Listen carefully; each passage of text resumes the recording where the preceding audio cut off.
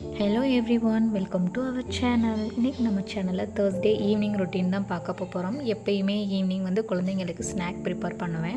அன்றைக்கி தேர்ஸ்டேன்றதுனால சாமிக்கு நெய்வேத்தியம் செய்யணும் அப்படின்றதுனாலையும் கொழுக்கட்டை செய்யலான்னு பிளான் பண்ணியிருந்தேன். சத்து மாவை வச்சு கொழுக்கட்டை தாங்க நான் நெய்வேத்தியமாக செஞ்சுருந்தேன்.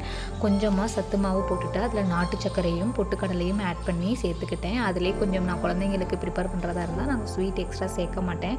சாமிக்கு படைக்கணுன்றதுனால கொஞ்சமாக நான் ஸ்வீட் ஆட் பண்ணி படைச்சிருந்தேன். நான் வந்து முடிஞ்ச அளவுக்கு சாமிக்கு நெய்வேத்தியம் வந்து பார்த்திங்கன்னா வீட்டில் தான் கையால் தான் செஞ்சு வைப்பேன். முடியாத பட்சத்துக்கு வந்து பார்த்திங்கன்னா பிஸ்கெட்டு, அதுவும் இல்லாமல் வாழைப்பழம், இந்த மாதிரிக்கு ஏதாச்சும் நான் நெய்வேத்தியம் செய்வேன். நீங்கள் இந்த மாதிரியான நெய்வேத்தியம் எல்லாம் செய்வீங்க அப்படின்றத கண்டிப்பாக கமெண்ட் செக்ஷனில் சொல்லுங்கள். அதே மாதிரி இந்த மாதிரி ஹெல்த்தியான ஸ்நாக் வந்து என்னெல்லாம் குழந்தைங்களுக்கு ப்ரிப்ரேஷன் பண்ணி கொடுக்கலாம். நான் வந்து சுண்டல், மக்காச்சோளம், பாசிப்பயிறு, இந்த மாதிரி நிலக்கடலை வேக வச்சு கொடுக்குறது, இந்த மாதிரி தான் ஈவினிங் ஸ்நாக் வந்து குழந்தைங்களுக்கு கொடுப்பேன். முடிஞ்ச அளவுக்கு பேக்டு ஐட்டம் கொடுக்கக்கூடாதுன்னு நினப்பேன். நீங்கள் எந்தெந்த மாதிரியான ஈவினிங் ஸ்நாக்கெல்லாம் உங்கள் குழந்தைக்கு ப்ரிப்பேர் பண்ணுவீங்க அப்படின்றத கண்டிப்பாக சொல்லுங்கள்.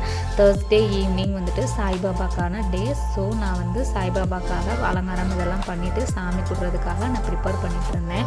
விளக்கு பார்த்திங்கன்னா பூ வச்சு டெக்கர் பண்ணிவிட்டு சாய்பாபாவுக்கு வந்து விளக்கேற்றுறதுக்காக ரெடி பண்ணியிருந்தேன். நெய்வேத்தியம் பார்த்திங்கன்னா நான் கொழுக்கட்டை தான் பண்ணியிருந்தேன். பஞ்ச பாத்திரம் வந்து ரெடி பண்ணியிருந்தேன்.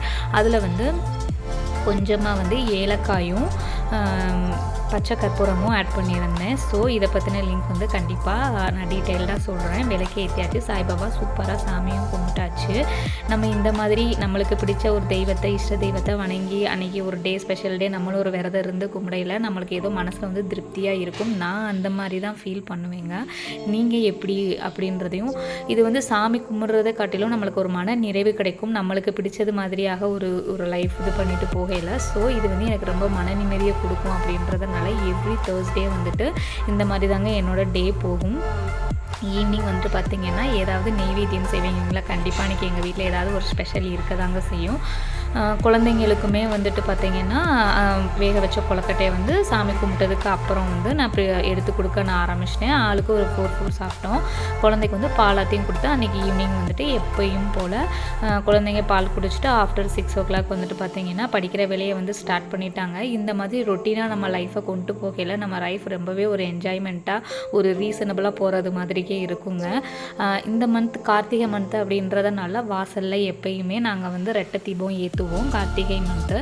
ஸோ வந்து கார்த்திகை மந்த்து விளக்கேற்றுறதோட அதோட ஈவினிங் முடிஞ்சது.